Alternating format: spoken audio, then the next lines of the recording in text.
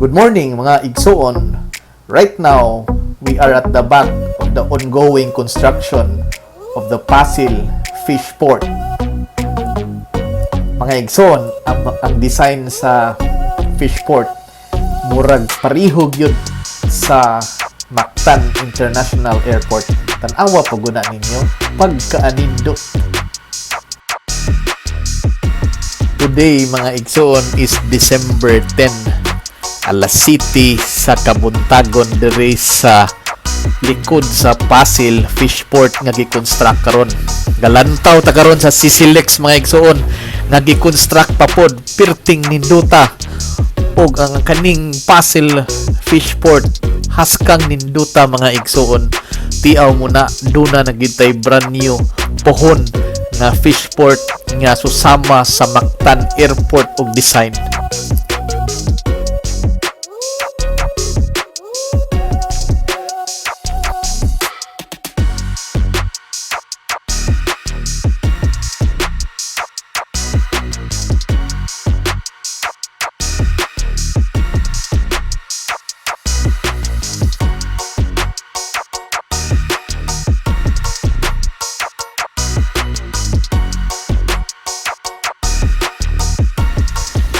Kita naman nato igsuon ang sitwasyon karon sa Pasil Fish Market, pirting lisura nila og pirting hugawa.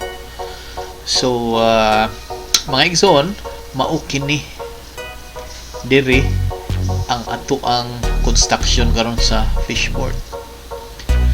And then mao kini ang Pasil Fish Market, katong ato ang atuan kung mangumpra tag mga nindot na klase ng isda gikan sa nagkalaing-laing lugar, maskin og mga taga Mindanao nga mananagat paabot diri handos sa ilahang abunda kaayo nga supply sa isda.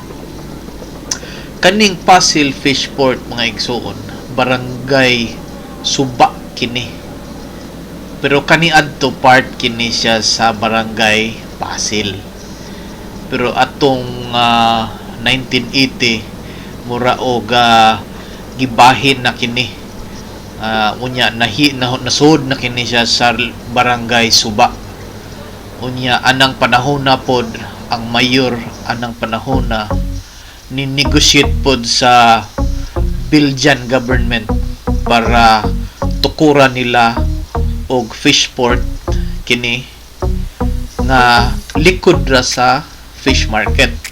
Mauna nga kining isda diri, kaning street diri kaniadto angan ani kay Bugalyon Street. Karon giilisan ni kini og Belgian Street kay gitagaan nila og pasidungog ang effort sa Belgian government sa pag-construct aning fish port.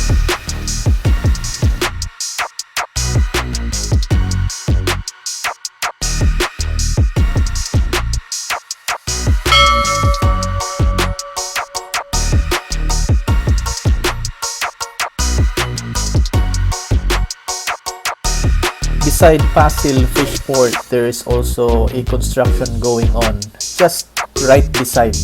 So mao kini siya multi-purpose building sa barangay Suba